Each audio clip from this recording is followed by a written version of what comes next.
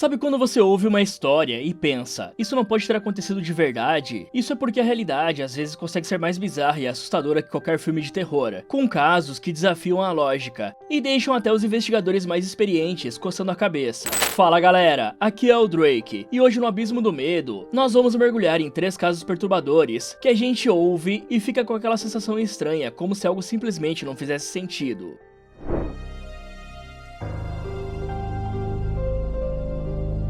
No dia 26 de julho de 1974, uma menina de apenas 12 anos, a Leslie Metcalf, aproveitava as férias em Cape Cod, em Massachusetts. Ela estava passeando com o cachorro da família, quando ele começou a farejar algo parcialmente enterrado na areia, perto de um outro caminho, e a curiosidade levou a Leslie até lá. Mas o que ela encontrou foi de gelar a espinha. Era o corpo de uma mulher escondido pela areia. Com isso, a menina ficou em choque e correu para avisar os pais, que chamaram a polícia na mesma hora. Então, quando as autoridades locais chegaram, junto de detetives da polícia estadual, logo perceberam que não era um crime comum. A vítima parecia ter entre 25 e 40 anos, tinha cabelos longos e ruivos, presos em um rabo de cavalo com elástico dourado. Ela estava deitada de bruços sobre uma manta de praia verde desbotada, e a cabeça sobre um par de jeans dobrado, como se fosse um travesseiro improvisado. Além disso, tinha um lençol tipo bandana, que estava amarrado no pescoço dela, mas não estava apertado. A decomposição já estava avançada por causa do calor, e o rosto dela estava quase irreconhecível, porque a causa do seu fim provavelmente tinha sido por um golpe no lado esquerdo do crânio. Só que a crueldade não parou por aí, porque o finalizador fez algo que dificultou muito o trabalho da polícia, que foi remover as 2 mãos dela e vários dentes, tudo para que dificultasse a identificação, já que sem impressões digitais e sem registros dentários, que eram os métodos usados na época, não tinha como saber quem ela era. No meio desse horror, um detalhe chamou a atenção, que eram as unhas dos pés dela, cuidadosamente pintadas com um esmalte da cor rosa choque vibrante, um contraste terrível com a brutalidade do crime, e também não havia sinais visíveis de luta na areia ao redor, então isso levantou a hipótese de que ela pudesse ter sido finalizada em outro lugar, e seu corpo foi desovado ali, ou que ela conhecia quem tinha atingido. Mas enfim, a investigação começou, mas em 1974, a ciência forense ainda engatinhava comparada aos padrões atuais. Os testes de DNA ainda eram coisa de ficção científica, e os bancos de dados de desaparecidos eram rudimentares. Desse jeito, os investigadores fizeram o que podiam, coletaram a manta, os jeans, a bandana, a amostra de cabelo, e depois distribuíram boletins para outras agências, com a descrição física estimada de uma mulher branca entre 1,65 e 1,70 de altura, e com cerca de 65 quilos. Eles criaram esboços do rosto dela, baseados em reconstruções faciais feitas a partir do crânio danificado, um trabalho bem difícil, mas era a única esperança de reconhecimento. E também mergulharam em arquivos de pessoas desaparecidas, mas nada correspondia. Não demorou para a imprensa nomear a mulher como a Lady of the Dunes, a Dama das Dunas, e o corpo dela, ainda sem nome, foi enterrado no cemitério St. Peter, em Provincetown, sob uma lápide escrita: mulher não identificada, encontrada nas dunas de Race Point, 26 de julho de 1974. Então, como é que alguém desaparece assim e ninguém procura saber? Era no mínimo que algum familiar desse como desaparecido alguém com aquelas características, mas isso não aconteceu. E ao longo dos anos, a especulação aumentou, com teorias surgindo e desaparecendo, imaginando se ela era uma fugitiva, vítima de um finalizador em série. Uma das mais famosas surgiu com as filmagens do filme O Tubarão, de Steven Spielberg, quando na ilha vizinha, Martha's Vineyard, na mesma época, um figurante com semelhança aos esboços e usando uma bandana azul foi vista. A possibilidade de que poderia ser ela capturou a atenção das autoridades, mas mesmo com o reconhecimento facial em versões remasterizadas do filme, não levaram a nada concreto. Mas a persistência na investigação foi notável, porque o caso foi reaberto por novas gerações de detetives, e o corpo foi exumado em 1980, na esperança de que novas técnicas revelassem algo, e foi exumado outra vez em 2000, com o avanço do DNA, embora ainda faltasse bancos de dados abrangentes, ou parentes conhecidos para comparação, e uma terceira vez em 2013, para obter amostras melhores para tecnologias de DNA. Além disso, novas reconstruções faciais foram criadas, dessa vez usando tecnologia 3D, mas mesmo assim, não conseguiram encontrar uma resposta. Então, com as investigações não dando em lugar nenhum, os meses viraram anos, e anos viraram décadas, com o caso esfriando cada vez mais como tantos outros. Só que ele nunca foi totalmente esquecido, especialmente em Cape Cod, onde acabou se tornando uma lenda local, até que finalmente chegou a genealogia genética investigativa, uma técnica que combina análise de DNA de última geração com pesquisas em vastos bancos de dados genéticos públicos, onde as pessoas comuns enviam seu DNA para descobrir origens e parentes, usando métodos tradicionais de genealogia para construir árvores genealógicas complexas e identificar parentes, mesmo que distantes. Assim, em 2022, quase 48 anos depois, os investigadores do FBI e da Polícia Estadual de Massachusetts, em parceria com especialistas em genealogia forense do laboratório privado Ofran Wink, conseguiram conseguiram um avanço que gerações de detetives buscaram em vão. Eles analisaram um DNA antigo e degradado extraído dos restos mortais durante a última exumação, construíram um perfil genético viável e, carregando nos bancos de dados públicos, surgiram correspondências com parentes distantes. E a partir daí, foi um trabalho meticuloso de seguir os rastros genéticos, construir árvores genealógicas, eliminar possibilidades e finalmente identificar um nome provável, com a confirmação vindo pela comparação direta do DNA da vítima com um de um parente vivo que concordou em colaborar. No dia 31 de outubro, ainda em 2022, as autoridades fizeram um anúncio oficial de que a Lady of the Dunes havia sido identificada, e o seu nome era Ruth Marie Terry, uma mulher que nasceu no Tennessee em 1936 e tinha 37 anos quando foi finalizada. Ela tinha se casado e divorciado várias vezes, e tinha um filho biológico dado para adoção logo após o nascimento. Poucos parentes ainda se lembravam dela, e muitos acreditavam que ela tinha simplesmente se afastado da família, e quem sabe iniciado uma nova vida em outro lugar, quando na verdade ela tinha perdido a vida. Mas identificar a vítima era só o primeiro passo para a justiça completa, porque a dúvida de quem tinha feito isso ainda continuava. Então eles jogaram as suas suspeitas para as pessoas que eram próximas dela na época, e surgiu o nome de Guy Rockwell Moldavin, um homem com quem ela tinha se casado em Reno, Nevada, em fevereiro de 1974, somente 5 meses antes do seu corpo ser encontrado, e assim as suspeitas caíram sobre ele. Afinal de contas, como a sua recém-esposa desaparece e você nem sequer a procura. Só que o passado do cara já dizia muita coisa. Ele trabalhava como antiquário e já havia sido o principal suspeito no desaparecimento e a finalização da sua segunda esposa, a Manzanita Mearns Rockwell, e da filha adolescente dela, Dolores, em Seattle, em 1960. Os corpos desconectados das duas foram encontrados meses depois do crime, escondidos dentro de um tanque séptico da propriedade do casal. Mas por incrível que pareça, o Guy nunca foi acusado formalmente por isso, devido à falta de provas diretas na época, mas foi condenado por uma fuga ilegal para evitar testemunhar sobre, cumprindo somente 15 meses de prisão por isso. E então a investigação sobre o fim da Dama das Dunas agora tinha um foco claro, e um suspeito principal com um histórico extremamente perturbador. Desse jeito, os detetives descobriram que depois do casamento apressado em Reno, Ruth e Guy viajaram juntos, e em junho de 74, foram para o Tennessee visitar a família dela, e foi a última vez que a família a viu com vida. Algumas testemunhas relataram que o marido retornou da viagem sozinho, dirigindo o carro que pertencia a ela, e deu desculpas vagas e contraditórias aos familiares dela, dizendo que haviam brigado, que ela decidiu ficar em Tennessee, ou até que foi embora com outros caras. Depois, ainda vendeu algumas das posses dela, e seguiu em frente com a sua vida, sem nunca registrar o desaparecimento da esposa. E enquanto isso, o corpo de Ruth estava se decompondo sob o sol quente das dunas de Cape Cod, e o cara viveu a sua vida de forma relativamente tranquila, se mudando para a Califórnia, casando outra vez e continuando seu trabalho, falecendo de causas naturais em 2002, aos 78 anos, levando seu segredo para o túmulo. E por isso ele nunca foi formalmente ligado ao caso da Lady of the Dunes durante a sua vida, porque até o fim dele, a vítima ainda permanecia não identificada. No entanto, o Guy deixou para trás uma coisa perturbadora em um livro de culinária bizarro, intitulado de Cooking with Rump Oil, e nesse livro tinha essa receita sinistra intitulado Cape Cod Shit, com uma linguagem macabra que parece aludir com a finalização da Ruth, como se fosse uma forma de se vangloriar. Na imagem diz o seguinte: fora da água e direto para a frigideira, a única maneira de cozinhar o shit. Depois que o shit é pescado, qualquer coisa acima de 5 minutos acaba com ele. O sabor doce e resinoso vai se transformar naquele gosto de luva queimada, e a textura macia vai virar puro desespero. Lembre-se, apenas 5 minutos, não cozinhe demais o shit. Onde o shit, pelas pesquisas que fizemos, é uma outra forma de escrever a palavra merda, mas também pode significar squid, que é lula, que faria com que a receita fosse sobre cozinhar uma criatura marinha. E junto ao histórico violento de Guy, suas mentiras e o livro macabro, as peças se encaixam. Em agosto de 2023, o promotor distrital de Cape and Islands anunciou a conclusão oficial, afirmando que Guy Rockwell Moldavin foi o responsável pelo fim de Ruth Marie Terry. Só que como ele não estava mais vivo, nenhuma acusação criminal podia ser feita, mas pelo menos o mistério teve um encerramento.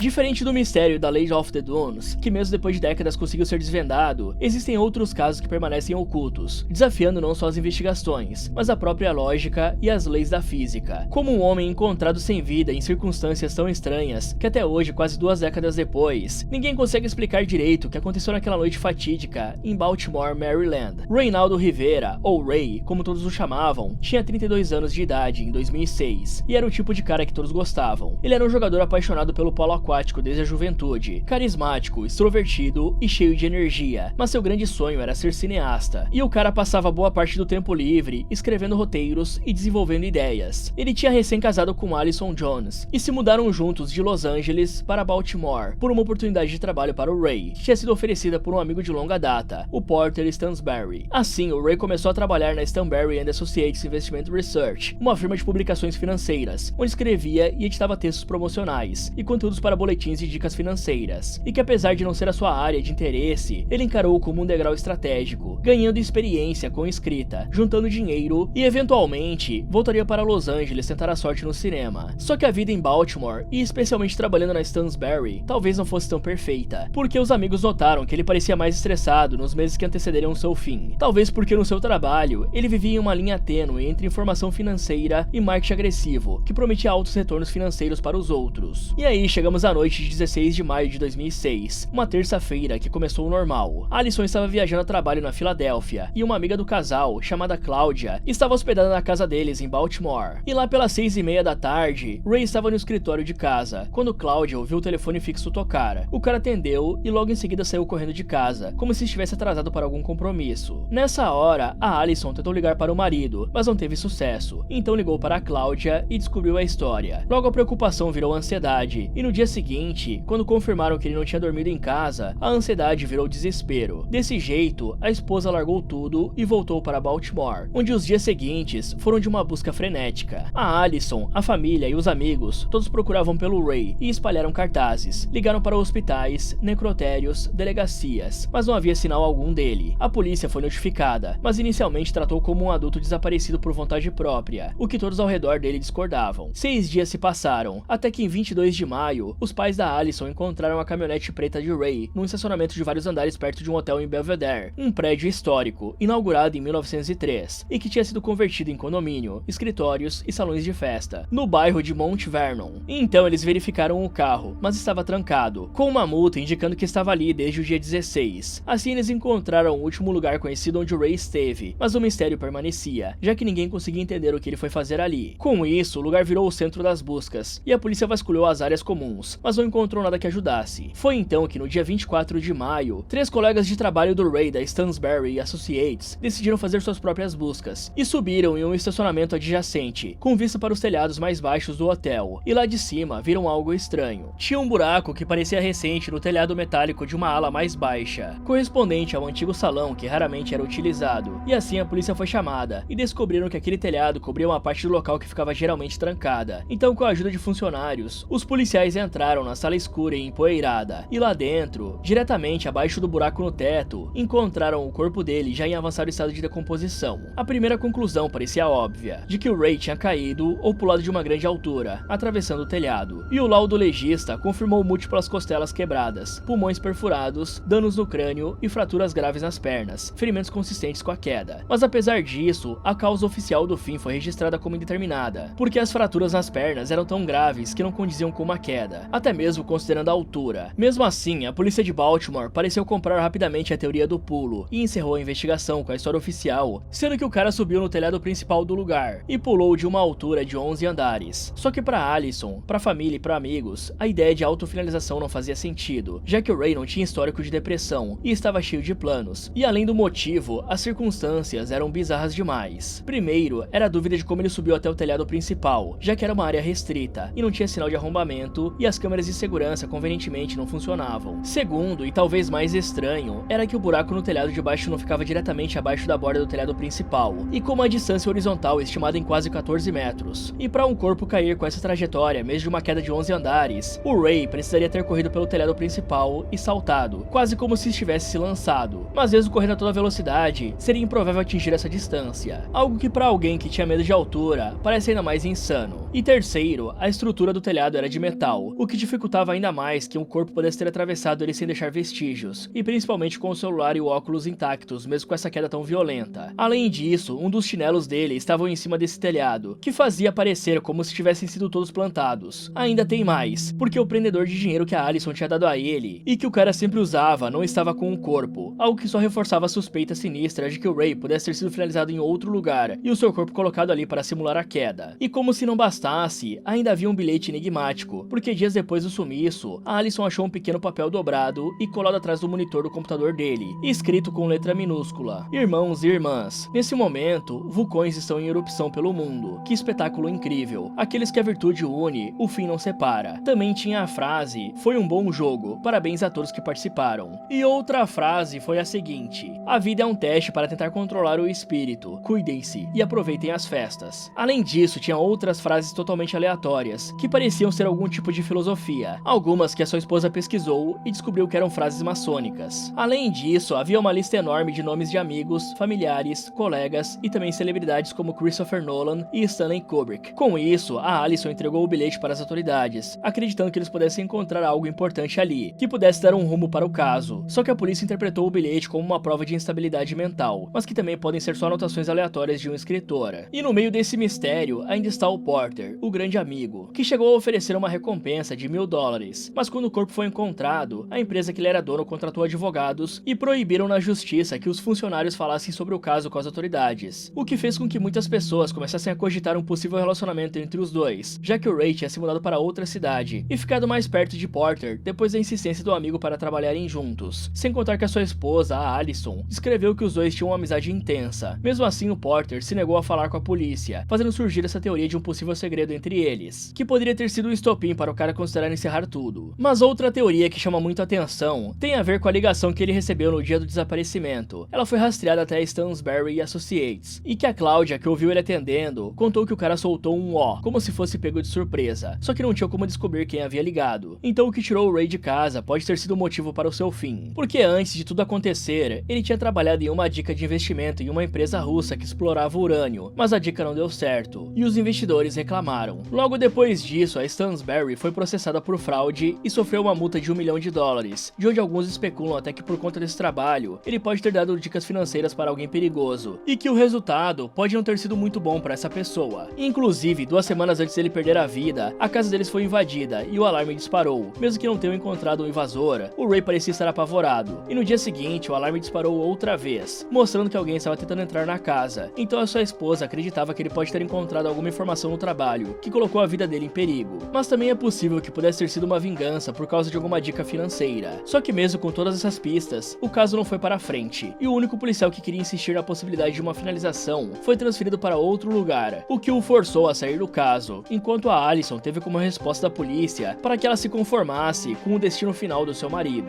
Então esse mistério acabou se tornando o primeiro episódio da série Unsolved Mysteries da Netflix, e ele continua sem uma solução, com um detetive que foi removido do caso, dizendo que alguém sabe tudo o que aconteceu naquele dia.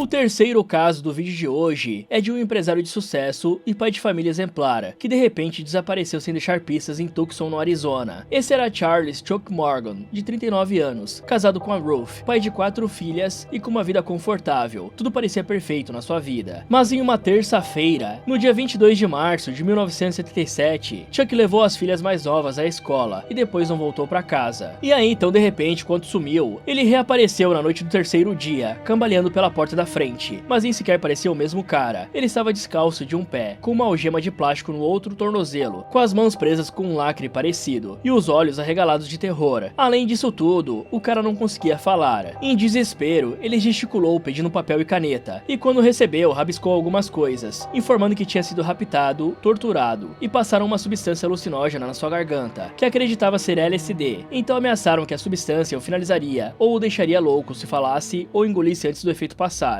Nas anotações, ele implorou para a Ruth esconder o carro, para que eles não soubessem que ele voltou, mas o Chuck se recusava a dizer quem eram os tais eles, também escrevendo que chamar a polícia seria sentença para toda a família. Então, durante uma semana, sua esposa cuidou do marido aterrorizado, onde ainda por notas e gestos, ele revelou mais, dizendo ser um agente secreto do governo, e que estava infiltrado para desmantelar o crime organizado, e contou que eles roubaram a sua identificação oficial, assim como revelou ter escapado perto do aeroporto em Phoenix, a mais de 160 60 km de Tucson. Uma história que definitivamente é difícil de acreditar. Imagine aí um dos seus pais ou parceiro desaparecendo e voltando falando esse monte de coisa que parece pura fantasia. Mas o que não se podia negar era que depois do desaparecimento, o Chuck se transformou. Com o passar dos dias, ele voltou a conseguir falar e começou a usar um colete à prova de balas o tempo todo, mesmo dentro de casa. Ele insistia em buscar e levar as filhas na escola, dando instruções rigorosas para não entregá-las a ninguém sem a sua permissão, e vivia como se estivesse o tempo todo em alerta, sentindo que eles estavam o vigiando. Se esse primeiro sumiço não tinha sido misterioso o bastante, em 7 de junho, menos de 3 meses após o retorno, o Chuck saiu para o trabalho e desapareceu outra vez. Mas pouco antes de sumir, ele contou ao pai que se algo acontecesse, havia uma carta escondida que explicaria tudo, mas essa carta nunca foi encontrada, e o mais estranho ainda estava para acontecer, porque 9 dias se passaram e nenhuma notícia veio, até que o telefone da casa tocou e uma voz feminina desconhecida falou o seguinte: Chuck está bem, Eclesiastes 12, versículos 1 a 8, e desligou. E essa passagem descreve a transição da juventude para a velhice e o fim, enfatizando a necessidade de se lembrar do Criador da juventude, antes que a capacidade de desfrutar a vida se degrade, o que é simplesmente bizarro para a situação que acontecia. Mas 2 dias depois, em 18 de junho, o corpo de Charles foi descoberto por acaso no deserto perto de Tucson, e a cena do crime era a seguinte: ele usava um colete à prova de balas, mas foi atingido com um único disparo na nuca, numa evidente execução, e seu próprio revólver, 1.357 Magnum, estava ao lado do corpo, sem impressões digitais, e testes chegaram a revelar resíduo de pólvora na mão esquerda dele, apesar do Chuck ser destro, o que poderia indicar que ele disparou a arma recentemente. Além disso, dentro do carro havia um arsenal de várias outras armas e muitas munições. No banco da frente havia uma nota manuscrita, com instruções para a cena do crime, e ainda mais macabro, um pedaço do seu dente embrulhado num lenço do banco de trás, também um óculos escuro que não era dele. Mas a pista mais desconcertante estava na roupa íntima, porque com um alfinete na cueca estava presa uma nota de $2, coberta de anotações enigmáticas, 7 nomes hispânicos com iniciais abreviadas de A a G, e referência a Eclesiastes 12, com setas apontando para números de série de 1 a 8, e no verso, nomes dos homens que assinaram a Declaração da Independência numerados de 1 a 7, e um mapa rudimentar, mas preciso, mostrando estradas entre Tucson e México, destacando Robles Junction e Sasebo, que são conhecidas como rotas de contrabando. Só que por mais que você tente, é quase impossível conseguir entender tudo isso, mesmo para um policial que estivesse vendo essa cena. Mas 2 dias depois da descoberta do corpo, a mulher misteriosa ligou outra vez, só que dessa vez ela falou como um detetive, e se identificou como Green Eyes, e confirmou ser a mesma da mensagem do Eclesiastes, e contou que deveria ter encontrado Chuck num hotel na noite em que ele perdeu a vida. Mas segundo ela, o cara estava apavorado, mostrou uma maleta com milhares de dólares e disse que era pagamento para cancelar um contrato de finalização em sua cabeça. Mesmo com essas informações, ela não deu mais detalhes e nunca foi identificada. Assim, diante de um cenário tão complexo, inconsistente, com pistas bizarras e evidências de violência externa, a conclusão oficial foi ainda mais estranha. As autoridades concluíram que tudo tinha sido feito pelo Chuck. A teoria era que ele estava sobrecarregado por dívidas, mesmo que não houvessem provas disso, ou que estava com medo e elaborou esse plano bizarro, dirigindo até o deserto, escrevendo instruções, arrancando um pedaço do próprio dente e disparou talvez outra arma com a mão esquerda para gerar os rastros de pólvora. Limpou o seu revólver, colocou ao lado de alguma forma e usou a arma na própria nuca, uma coisa que não faz o menor sentido. A família, é claro, nunca aceitou isso, e pouco tempo depois do fim do Chuck, seu carro que tinha sido apreendido por conta das evidências foi arrombado, e na mesma época, o escritório da sua empresa foi roubado. Se não bastasse tudo isso, 3 semanas depois, 2 homens foram até a casa onde ele morava com a esposa e filhas, e alegaram ser agentes do FBI, dizendo que precisavam olhar pela casa, e praticamente destruíram o local em busca de alguma coisa. Alguém que também não tinha engolido essa história era um repórter chamado Don DeVerru, que estava ajudando a família e chegou a entrar em contato com o FBI para perguntar sobre essa busca que fizeram, recebendo como resposta da agência que eles não faziam ideia de quem era o Charles Chuck Morgan. E embora o Chuck afirmasse estar ajudando as autoridades a combater o crime organizado, muitas pessoas acreditam que ele estava na verdade envolvido até o pescoço com esse submundo, porque durante a década de 70, cidades como Tucson, no Arizona, se tornaram um refúgio para mafiosos que buscavam um lugar, digamos, juridicamente conveniente. E um dos responsáveis por essa migração foi o ex-chefe da máfia de Nova York, José Bonanno, que liderou um movimento de mais de 500 bandidos para Tucson, e com a chegada deles, não demorou para que a cidade passasse a registrar finalizações com a assinatura da máfia. E o Arizona era particularmente atrativo para essas organizações, por causa de uma lei estadual única, que permitia a compra de terras por meio de contas fiduciárias anônimas e numeradas. Isso dava aos criminosos uma forma quase perfeita de lavar dinheiro e manter suas identidades em sigilo. Como o Chuck trabalhava com custódia imobiliária, ele começou a prestar serviços para ao menos uma dessas famílias mafiosas, e e a suspeita é de que ele também tenha sido utilizado para operações envolvendo barras de ouro e platina. Mas o curioso é que essas barras nunca existiram de fato, porque os registros eram apenas uma fachada, fazendo com que o dinheiro passasse por diferentes contas de garantia e saísse limpo, como se fosse o fruto de transações legítimas. Então, por causa disso, uma das teorias mais aceitas é que o cara foi executado por membros da máfia local, por saber demais, e também a hipótese de que ele tenha sido marcado para ser finalizado. E ao descobrir isso, ele teria tentado subornar o próprio finalizador para poupar a sua vida. Só que quando se encontraram no deserto, ele foi finalizado e teve o dinheiro todo levado, o que corrobora com a ligação da mulher misteriosa, que informou sobre a grande quantia em dinheiro que estava com ele. Anos depois, esse caso foi exibido no programa Unsolved Mysteries, em 7 de fevereiro de 1990, onde surgiram novas pistas. Porque apesar do episódio não mencionar, o Chuck era testemunha secreta de uma investigação federal de fraude imobiliária e tinha sido interrogado em maio de 77, pouco antes de ser finalizado, e também não foi divulgado que depois dele desaparecer pela segunda vez, foi visto em diversos restaurantes e hotéis no lado oeste de Tucson. Então talvez esse segundo sumiço dele, ele estivesse tentando se distanciar da família para não colocá-los em risco. Além disso, depois da exibição do programa, o Don, aquele jornalista investigativo, começou a seguir as pistas recebidas e encontrou indícios de que o Chuck mantinha registros duplicados dessas transações ilegais, e que foi justamente por isso que ele acabou finalizado. E 3 meses após o episódio ir ao ar, um homem chamado Doug Johnston foi encontrado finalizado a tiros dentro do seu carro, que estava estacionado em frente ao escritório onde trabalhava, em Phoenix. Por coincidência, o Doug trabalhava do outro lado da rua do escritório do jornalista e dirigia um carro quase idêntico ao dele, o que levanta a possibilidade de que quem fez isso queria finalizar o Don. Se não bastasse todo esse mistério ao redor do fim do Chuck, um ano depois, o jornalista foi contatado por um escritor chamado Danny Casolaro, que queria informações sobre as transações para uma investigação maior. Assim eles combinaram de trocar documentos, mas o Danny perdeu a vida em circunstâncias suspeitas, antes que a troca pudesse acontecer. A viúva do Chuck, a Ruth Morgan, faleceu em 2006, sem nunca ter visto justiça ou esclarecimento sobre o que realmente aconteceu com o seu marido. E todo esse mistério continua, mesmo que seja realmente ligado à máfia. Quem será que era a Green Eyes?